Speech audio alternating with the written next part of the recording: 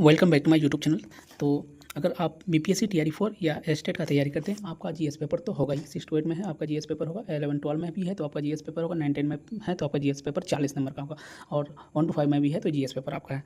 तो अब इस लेक्चर मतलब 15 से 20 मिनट का वीडियो में आपका जीएस पूरा कंप्लीट होने वाला है। जैसे आपको आज जो डे 3 है उससे पहले 2 क्लास हो चुका है, तो आप प्ले लिस्ट में जाकर देख सकते हैं।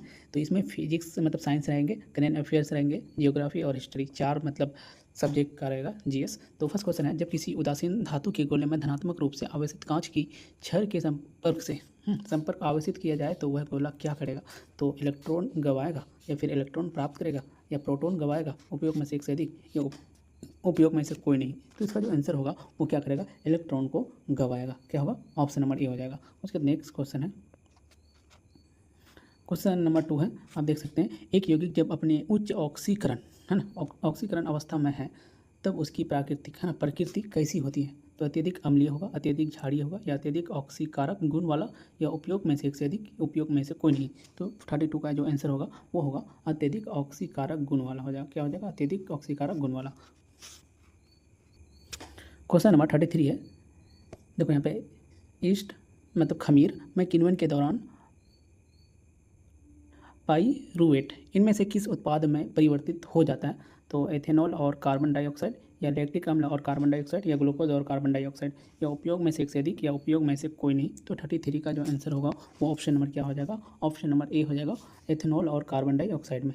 ऑप्शन नंबर यहाँ पे ए हो जाएगा। उसके नेक्स्ट क्वेश्चन है, वायुमंडलीय अपवर्तन के कारण क्षैतिज के निकट देखे जाने पर किसी तारे की आभासी स्थिति उसकी वास्तविक स्थिति से किस प्रकार और आभासी स्थिति की प्रकृति कैसी होगी जिसके परिणाम स्वरूप तारे टिमटिमाते हैं?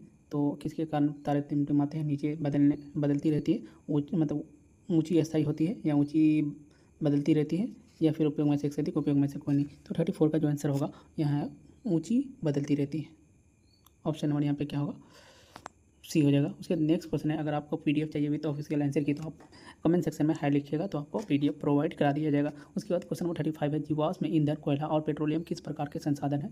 तो बताइए किस प्रकार के संसाधन है? तो इसका जो आंसर होगा समाप्त और गैर नवीकरणीय संसाधन होगा। ऑप्शन नंबर बी हो जाएगा। क्या होगा? समाप्त और गैर नवीकरणीय संसाधन। उसके बाद फ्लेमिंग के बाएं हाथ के नियम में अंगूठा, तर्जनी और माध्यम क्रम से किस से निरूपित करते हैं? चुंबक क्षेत्र है ना। अब देखिए, चुंबकीय क्षेत्र, लगने वाले बल और धारा की दिशा। उसके चुंबकीय क्षेत्र, धारा और लगने वाले बल की दिशा, या लगने वाले बल, चुंबकीय क्षेत्र और धारा की दिशा, उपयोग में से एक से अधिक, उपयोग में से कोई नहीं। तो 36 का जो आंसर होगा वो क्या होगा? ऑप्शन नंबर यहाँ पे सी हो जाएगा, लगने वाले, चुंबकीय क्षेत्र और धारा की दिशा। क्या होगा?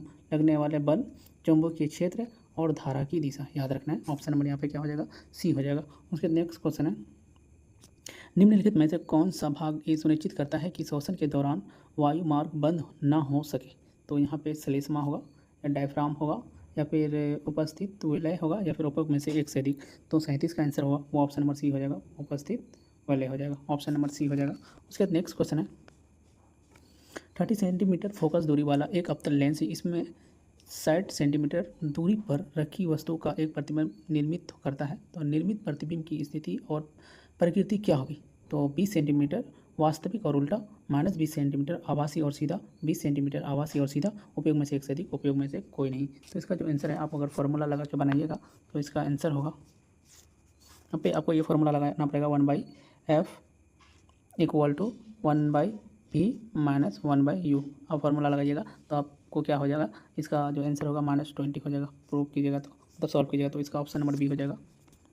उसका नेक्स्ट क्वेश्चन है, अब यहाँ से जो है क्वेश्चन करेंट अफेयर का है। क्वेश्चन 30 मतलब अप्रैल 2024 को नौसेना प्रमुख एडमिरल आर हरि कुमार के सेवानिवृत्त होने के बाद इनके स्थान पर भारत का अगला 26वें नौसेना प्रमुख किसे नियुक्त किया गया? तो आप बताइए इसका आंसर क्या होगा? तो इसका जो आंसर होगा वो होगा एडमिरल दिनेश कुमार त्रिपाठी। तो ऑप्शन नंबर याद रखना बी हो जाएगा। उसके नेक्स्ट क्वेश्चन है, हाल ही में किस देश के माउंट रुआंग में ज्वालामुखी विस्फोट के कारण हज़ारों लोगों को विस्थापित होना पड़ा? तो म्यांमार में, इंडोनेशिया में, इटली में। तो बताइए इसका आंसर क्या होगा? तो इसका जो आंसर होगा वो ऑप्शन नंबर बी हो जाएगा, इंडोनेशिया में हो जाएगा। याद रखना, यही बहुत इंपॉर्टेंट क्वेश्चन है। क्वेश्चन नंबर 41 है, किस सिख गुरु के 4 पुत्रों की शहादत की याद में हर साल 26 दिसंबर को वीर बाल दिवस मनाया जाता है। तो वीर बाल दिवस किसके इसमें मनाया जाता है? तो इसका याद रखना है, गुरु गोविंद सिंह या गुरु तेग बहादुर या फिर गुरु अर्जन देव। तो इसका आंसर होगा ऑप्शन नंबर ए हो जाएगा, गुरु गोविंद सिंह। उसका नेक्स्ट क्वेश्चन है, भारत जीपीटी कार्यक्रम को किसके सहयोग से लॉन्च किया जा रहा है? तो यहाँ पे रिलायंस जियो और आईआईटी मुंबई के द्वारा, या फिर इन्फोसिस और आईआईटी मुंबई, या फिर HCL टेक्नोलॉजी और आईआईटी मुंबई। तो इसका जो आंसर होगा वो ऑप्शन नंबर यहाँ पे ए हो जाएगा, रिलायंस जियो और आईआईटी मुंबई के द्वारा। ऑप्शन नंबर यहाँ पे ए हो जाएगा। नेक्स्ट क्वेश्चन है, फेम इंडिया योजना के संचालन के लिए कौन सा भारतीय मंत्रालय जिम्मेदार है? तो यहाँ पे है कौशल विकास और उद्यमिता मंत्रालय या सहकारिता मंत्रालय या विदेश मंत्रालय। तो बताइए इसका आंसर क्या होगा? तो इसका आंसर होगा उपयोग में से क्या होगा? कोई नहीं होगा। क्या होगा? उपयोग में से कोई नहीं होगा। फेम्स इंडिया योजना के संचालन के लिए भारी उद्योग मंत्रालय जिम्मेदार है। कौन सा है? भारी उद्योग मंत्रालय जो है फेम इंडिया का तात्पर्य है। 15 अब यहाँ देख सकते हैं 2015 में शुरू की गई इस योजना का उद्देश्य देश में इलेक्ट्रिक और हाइब्रिड वाहनों को अपनाने के लिए प्रोत्साहित करना। तो इसका जो आंसर होगा ना, बट इसको याद रखना क्या हो जाएगा, भारी उद्योग योजना हो जाएगा, मंत्रालय। ठीक है, भारी उद्योग मंत्रालय याद रखना, इसका आंसर होगा फेम इंडिया का भारी उद्योग यहाँ मंत्रालय हो जाएगा। उसका नेक्स्ट क्वेश्चन है, भारत की पहली हिमालयन सफारी हाल ही में किस राज्य में शुरू किया गया है? तो ये बहुत ही इंपॉर्टेंट क्वेश्चन है। उत्तर प्रदेश है, उत्तराखंड है, हिमाचल प्रदेश है। तो इसका जो आंसर होगा वो होगा ऑप्शन नंबर बी हो जाएगा, उत्तराखंड। उसका नेक्स्ट क्वेश्चन है, हाल ही में सुपेस पोर्टल को किसके द्वारा लॉन्च किया गया? तो सर्वोच्च न्यायालय, भारतीय निर्वाचन आयोग या गुवाहाटी उच्च न्यायालय। उपयोग में से एक से अधिक, उपयोग में से कोई नहीं। तो 45 का जो आंसर होगा वो ऑप्शन नंबर ए हो जाएगा, सर्वोच्च न्यायालय। ऑप्शन नंबर ए हो जाएगा। उसका नेक्स्ट क्वेश्चन है, यानी ये लास्ट क्वेश्चन है करेंट अफेयर का, वर्ष 2024 में वर्ष 2024 में धरती का सबसे उच्चतम तापमान 82.2 डिग्री कहाँ दर्ज हुआ? भारत, ईरान, श्रीलंका या उपयोग में से एक से अधिक, उपयोग में से कोई नहीं। तो 46 का आंसर क्या होगा आप लोग बताइए? तो 46 का जो आंसर होगा वो हो जाएगा, वर्ष 2024 में धरती का सबसे उच्चतम तापमान 82.2 डिग्री ईरान में दर्ज हुआ। कहाँ पे हुआ था? ईरान में दर्ज हुआ। ऑप्शन नंबर बी हो जाएगा। उसके बाद निम्न में से कौन सा कांग्रेसी नेता भारतीय राष्ट्रीय कांग्रेस के किसी अधिवेशन का सभापति नहीं था? तो सुरेंद्र नाथ बनर्जी, बाल गंगाधर तिलक या गोपाल कृष्ण गोखले या उपयोग में से एक से अधिक, उपयोग में से कोई नहीं। तो इसका आंसर होगा बाल गंगाधर तिलक। ऑप्शन नंबर यहाँ पे बी हो जाएगा, बाल गंगाधर तिलक।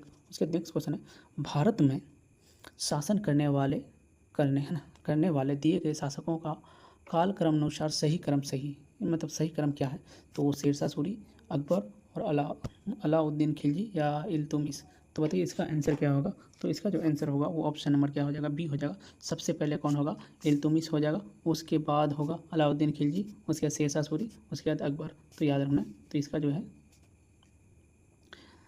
ऑप्शन यहाँ पे जो आंसर होगा वो ऑप्शन नंबर बी हो जाएगा। याद रखना है, इल्तुतमिश, उसके बाद अलाउद्दीन खिलजी और शेरशाह सूरी, लास्ट में अकबर।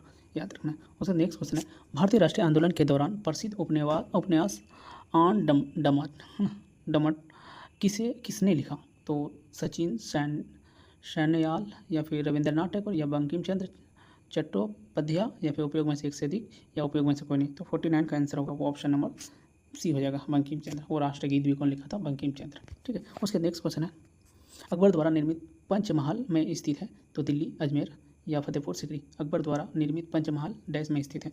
तो इसका जो आंसर होगा वो ऑप्शन नंबर सी हो जाएगा, कहाँ पे? फतेहपुर सिकरी हो जाएगा, फतेहपुर सिकरी।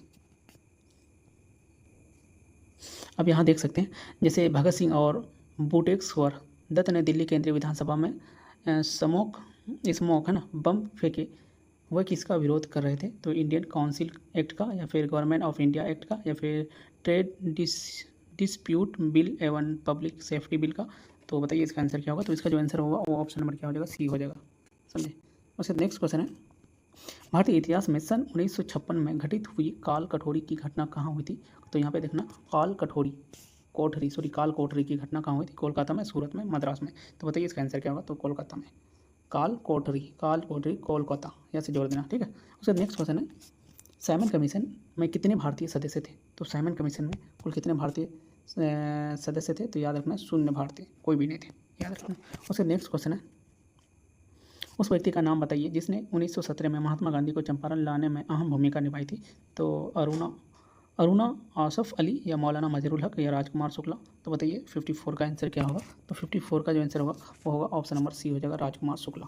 उसके नेक्स्ट क्वेश्चन है, निम्न में से कौन सा युग्म सुमेलित नहीं है। तो एंथ्रासाइट निम्न श्रेणी का कठोर कोयला। तो यहाँ पे निम्न श्रेणी का कठोर कोयला, उसके दूसरा दिया है, यही तो गलत है, निम्न श्रेणी का कठोर कोयला यही है, ऑप्शन नंबर ये गलत है। ठीक है। उसके नेक्स्ट क्वेश्चन है, भारतीय उष्णकटिबंधीय पर पर्णपाती वनों में डैश के बीच वर्षा होती है ना।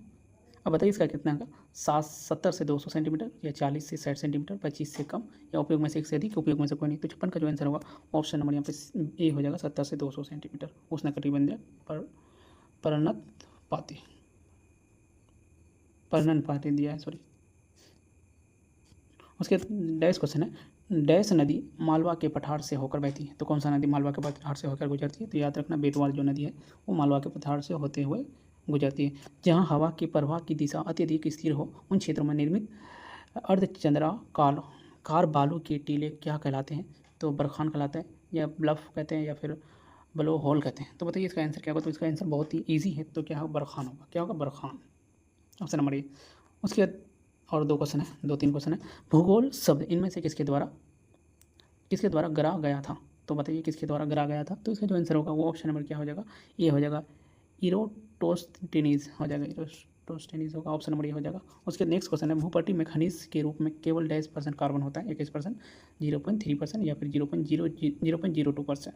तो बताइए इसका आंसर क्या होगा। 60 का जो आंसर होगा वो ऑप्शन नंबर सी हो जाएगा, 0.02 हो जाएगा। अब यहाँ देख सकते हैं सेट 3 है, भारत है ना, भारत इनमें से किस देश के साथ अपनी 4096.70 किलोमीटर से लेकर इतना मील की सीमा साझा करती है। तो चीन, नेपाल, बांग्लादेश या उपयोग में से एक से अधिक, उपयोग में से कोई नहीं। तो उसका जो आंसर होगा वो ऑप्शन नंबर सी हो जाएगा, बांग्लादेश हो जाएगा। ठीक है। उसके बाद लास्ट क्वेश्चन है, हाल ही में बिहार में किस स्थान पर उत्तर भारत का पहला बर्ड रिगिंग स्टेशन खोला गया। तो पश्चिम चंपारण, भागलपुर, सारण। तो बताइए इसका आंसर क्या होगा। तो इसका जो आंसर होगा वो ऑप्शन नंबर बी हो जाएगा, भागलपुर हो जाएगा। क्या होगा, ऑप्शन नंबर बी हो जाएगा, भागलपुर। तो गाइस अगर यहाँ तक देख लिए तो चैनल को सब्सक्राइब एंड वीडियो को शेयर करना। अगर पीडीएफ चाहिए तो आपको कमेंट सेक्शन में हाई लिखना है। Thank you for watching my video.